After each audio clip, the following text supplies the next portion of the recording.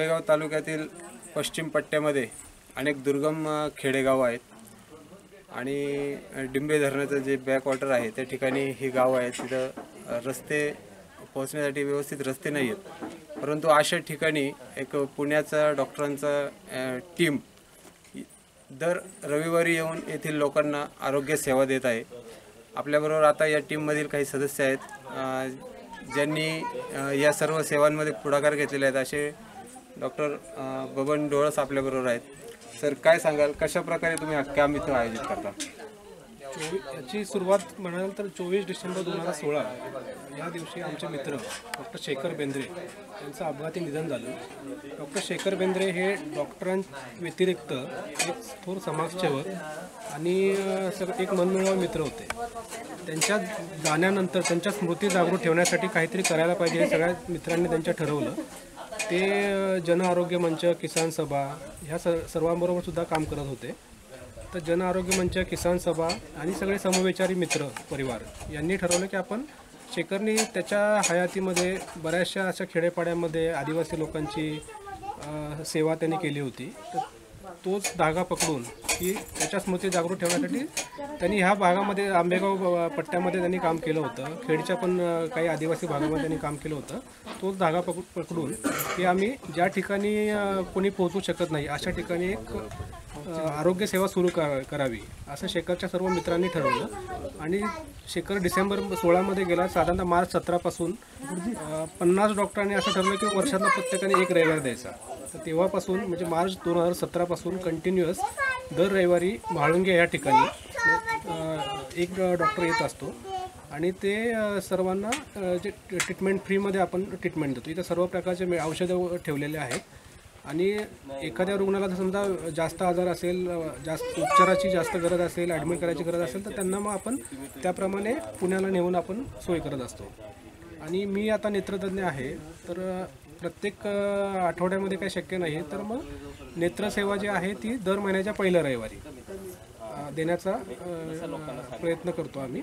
आणि ज्या लोकांना मोतीबिंदू वगैरे असेल ते त्या लोकांना इथले जे काही समाजसेवक असतात, सरपंच आहेत अशोक पेकारी वगैरे, तर ते पुण्यामध्ये गाडी करून येतात 4-4, 5-5 पेशंटला घेऊन आणि त्यांचं आपण फ्रीमध्ये डोळ्यांचं ऑपरेशन करून देतो.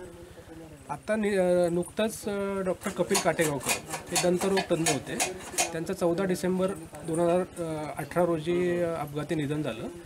तर ते सुद्धा नगरच्या कॉलेजमध्ये डेंटिस्ट म्हणून होते आणि तिथे ते गोरगरीब रुग्णांची सेवा करायचे. तर त्यांच्या अपघाती जाण्याने त्यांचे जे पालक आहेत डॉक्टर शैलजा काटेवकर आणि डॉक्टर राजेंद्र काटेवकर यांनी असं पण ठरवलं की ज्याप्रमाणे तुम्ही लोक शेखरसाठी करता त्याप्रमाणे कपिलसाठी आम्हाला काहीतरी करायचं आहे. तर सुरुवात म्हणून आम्ही पण दर महिन्याच्या पहिल्या रविवारी कपिलचे जे मित्र आहेत ते दंतरोग तज्ज्ञ जे आहेत तर ते पहिल्या रविवारी एक जण कोणीतरी येणार आणि इथं फ्रीमध्ये म्हणजे दाताचे सुद्धा ट्रीटमेंट आपण करणार आहोत. तुम्ही आता 2017 हा उपक्रम राबवत आहे. तर इथल्या आदिवासी समाज बांधवांचा किती उपयोग होतो, तर लोकांच्या प्रतिक्रिया काय आहेत तुम्हाला? ह्या कामाने लोक इतके प्रभावित झालेले आहेत. तर गावकऱ्यांनी तर 2 गुंठे जागा ह्या कामासाठी दिलेली आहे. आता जी OPD चालू आहे ती पण एका कार्यकर्त्यांनी दिलेली आहे की माझं घर असतं इथे, मी नसतो, मी मनसरला राहतो, तर तुम्ही हे घर तुम्हाला जेव्हा पाहिजे तेव्हा वापरू शकतात, काही एकही पैसा न घेता. तर गावकऱ्यांनी सांगितलं की आम्ही 2 गुंठे आमची जागा देत आहोत, इथे तुम्ही कायमस्वरूपी एक हॉस्पिटल शेखरच्या स्मृतीनिमित्त तुम्ही तयार करा. म्हणजे याच्यावरूनच दिसतं की लोकांना किती लोक याच्यामधून प्रभावित आहेत. आपल्याबरोबर येथील एक स्थानिक तरुण सुनील पेकारी आहेत. सुनील साहेब, मला सांगा, अतिशय चांगला उपक्रम तुमच्या गावामध्ये सर्व डॉक्टर्स करतात दर आठवड्याला येऊन. तुमच्या जे आदिवासी समाज बांधव आहेत यांना याचा कितपत उपयोग होतो आणि तुम्ही स्वतः देखील याच्यासाठी बऱ्यापैकी कष्ट घेता असं त्यांनी सांगितलेलं आहे, काय सांगाल? सर, मी एवढंच सांगेल की खरंच असे डॉक्टर पुढे येऊन कार्य करतात. त्याचबरोबर या आदिवासी भागामध्ये एकतर रस्त्याचा पण प्रश्न मोठा गंभीर आहे, वाहनांची सुविधा नाही, परत जाण्या येण्याचा मार्ग म्हणजे डोंगर दऱ्या उतरून व चढून जावं लागतं. आणि इथनं जेमतेम 8 ते 12 किलोमीटरवरती तळेघर या ठिकाणी PSC आहे. तर PSCला जाताना खूपच अडचण येत होत्या आणि जेव्हापासून हे दवाखाना सुरू झाला जेमतेम आता 1.5 ते 1.25 वर्ष होते. तर इथं असं मला जो अनुभव आला खरंच म्हणजे ह्या लोकांचे आतापर्यंत लाखो पैसे वाचलेत, लाखो रुपये वाचले आणि दर रविवारी चांगल्यापैकी आपल्या प्रतिसाद लोकांचा भेटतो आणि ह्याच गावचे नाही तर इतर 8-12 गावचे आपल्याकडं ग्रामस्थ येतात, पेशंट येतात आणि त्यांच्या इथं आपल्या दवाखान्यामध्ये शुगरची मशीन किंवा BP ऑपरेटर किंवा ECG काढायचं मशीन, डोळ्यांचे कॅम्प असे विविध उपक्रम चालू असतात. खरंच या लोकांना पण खरंच बरं वाटतं की ते आपल्यासाठी कोण ना काहीतरी करतं आणि यांना हे मोफत जे आपण त्यांना जे सुविधा उपलब्ध करतात त्यांचा ते पुरेपूर चांगला फायदा घेतात असं मला तरी एकीकडनं वाटतं. आपल्याबरोबर या डॉक्टर टीममधील डॉक्टर स्वप्नील झोरे आहेत, जे डेंटिस्ट आहेत स्वतः व्यवसायाने. आपण त्यांना विचारा, सर अतिशय चांगला उपक्रम आहे, तुम्ही आता हा जो डेंटल कॅम्प घेताय तर या संदर्भात काय सांगा?